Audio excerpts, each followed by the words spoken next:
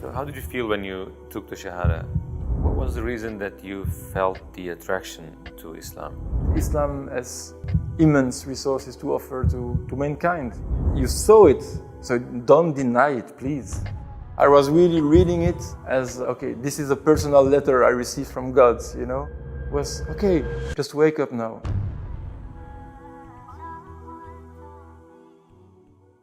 Who is Gregory Van Dam, and can you tell us briefly about yourself? So, assalamu alaikum, I'm really happy to be invited here. So my name is Gregory Van Dam. I was born in Brussels, Belgium. I was born in a non-religious family, which is very common in Belgium and I think in all the French-speaking world, because yes, my mother tongue is French. In Belgium we have 3 languages, as you probably know. So I grew up in Belgium. I was a very common Belgian child. I went to a Catholic border school. So even though my family was anti-religious, they thought that the best schools were owned by Catholics. Since I was 8 years old, I was in a border school, a very ancient abbey, in a very beautiful place where a Catholic saint is buried there. So that's practically it. Yeah. So you were trained in a Christian curriculum? Exactly.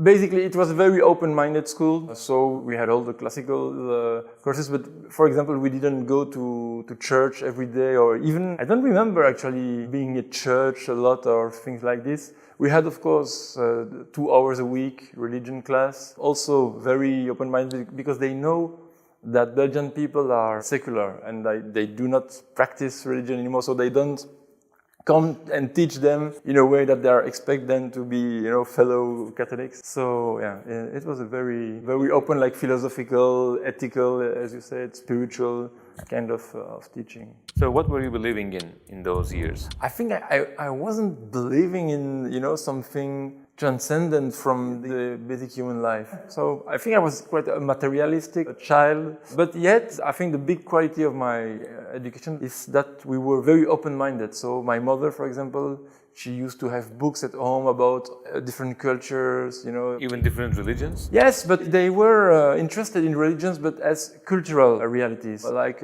folk realities. Not as matter of thought and matter exactly of spirituality or philosophy, metaphysics, or even as worldview or philosophy of life. It was more like, okay, it's interesting, they do this, it's funny or it's beautiful, but we are not concerned about it.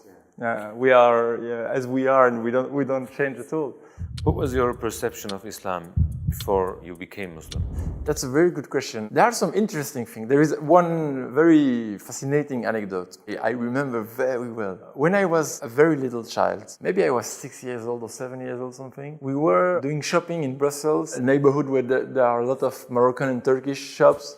My family used to go there to buy, you know, olive oil, dates, things there to what else. And I was with my mother and my grandmother. And we passed before that shop with a big picture in a frame of the Kaaba. I really remember it. And I looked at it and I said, "Oh, mother, I want this for my room." Really, I remember. And my mother was, "Okay, no, you cannot have this because it's of their religion, their culture. If you enter and you ask them to buy it, it will be uncomfortable for us. So no, you cannot." I really remember very well that scene. So I had kind of attraction that comes from, I don't know where. For us in Europe, Muslim equal Arabs. We don't realize that, no, there are Turkish people, there are Persian people, there are African, Indonesian. So Muslim and the Arabs are the enemy, always kind of in the background. Some families of Europe, the imagery of the Crusades also present, not as a racist thing, just as a cultural thing, because we love, you know, chivalry, medieval, you know, these stories are very important stories for the European culture. But in these stories, the bad guy is the Arab, so yeah. What was the reason that you felt the attraction to Islam? As I said, I was curious about cultures, about ideas. And at my school, I met half Algerian, half Belgian family, totally secular. Weren't practicing Muslim at all. Very nice people. I met their daughter, we were friends, getting along in their house. And at some point I just asked them, "Oh, you have a Quran there in French. That would be interesting for me. Can I borrow it just to read and to discover it? Because I never opened a Quran back there." So yeah, they said, "Oh, yeah, take it home." And that was a big shock. Yeah, I think since the very, very first moment, I read the first words and I was, okay, this is something. It was the first time in my life that I read a text which wasn't about someone or something other than me. This text was talking to me. It was like I was, hearing the voice speaking in the book. So it was a very shocking experience. I remember very well kind of my state at the time. I was like, wow, because, I'm 15 years old, kid, doing skateboard and, with friends, really not into that kind of thing. And that was, wow. That was said in this book was just plain evidence. Was, okay, just wake up now. Look around you.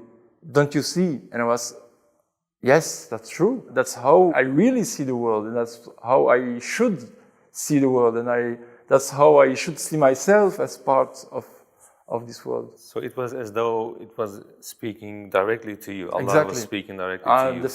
Definitely. I was really reading it as, okay, this is a personal letter I received from God, and also, okay, that is God. I never thought about God that way. So that was for me also the big revolution. This is a universal message about truth. About a universal truth, actually. What happened afterwards? I opened myself to this Algerian family city. Like, oh, what's that book? It's incredible. I think I'm going to be Muslim. By just reading Quran? Yes, and without knowing any practicing Muslim ever. Basically, I was really convinced. So I had no Muslims around me. I didn't matter at all. Through the mother of the family, she got me a book about how to pray, the 5 pillars, or basic teachings of Islam. So for 3 years I was pupil in the boarding school and I was practicing Islam all by myself. How did your family or your friends react to this? My friends, they weren't understand the thing. They were skateboard kids, like punk rock young guys, and they were like, what are you doing there? What's that? They were laughing at me, but they were nice people, so they accept, okay, that's his thing now. But I think everybody, my friends, my family, everybody thought it's just a teenage whim. thing. Yeah, whim, exactly. It will pass with time. But yet, what is unbearable for European minds is the rules. Why should you stop drinking alcohol? Why should you not eat pork? It's just meat. So what's the problem? Why should you fast? It's not good for your health. For them, following rules, it's really what they always fought against and avoided, exactly. So why our son or our brother is imposing on himself those rules? They don't understand. Was it hard for you to perform 5 times a day, or was it hard for you for fasting 30 days in 1 month? Fasting was not that an issue because up north, I had the rahmah that my first Ramadan was in November. So basically I was fasting from 8 o'clock to 5 p.m. Very easy Ramadan. It's after that I experienced the Ramadan in summer, in North summer, which is like 21 hours fasting. This is something. But so at that time, no, Ramadan was not a problem at all, really. But praying regularly, that was an issue, of course. When I was at the boarding school, very, very difficult to find a way to pray. I was finding ways to cover my prayer after school or something, but that was the most important struggle.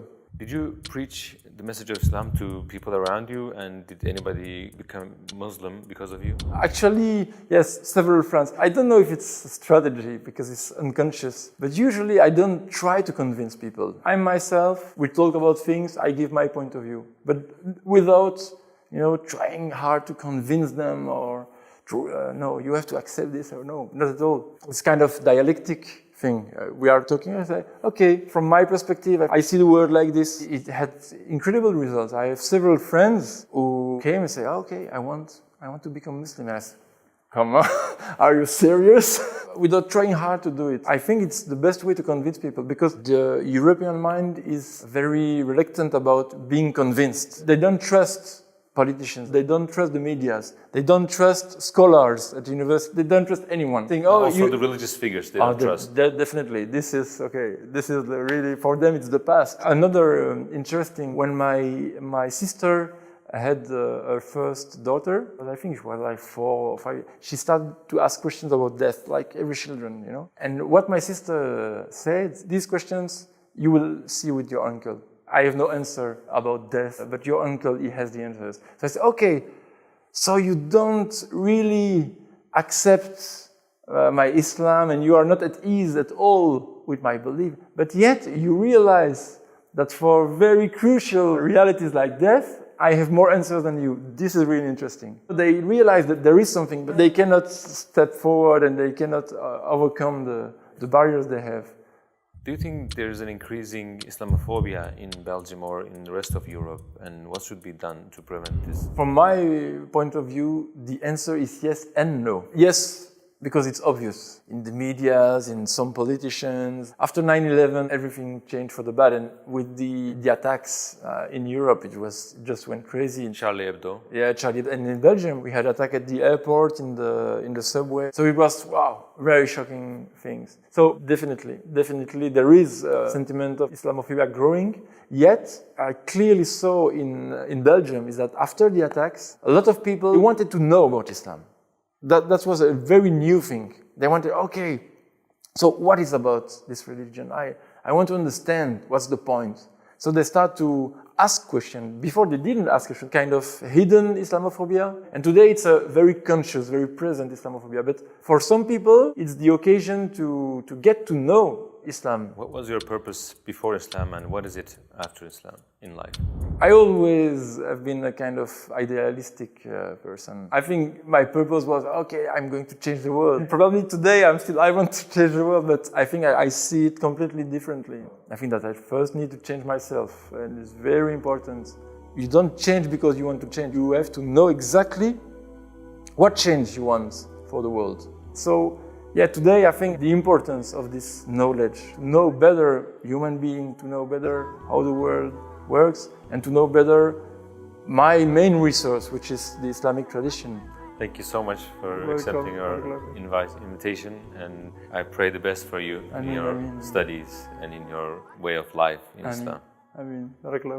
Thank you. Hello brothers and sisters, and thank you for watching the video. If you want to take a look at more of our videos like this, you can check the playlists we created specifically for you on the right, or you can check out our latest videos on the left. Don't forget to like this video and subscribe to our channel so that we can reach and benefit more people. See you.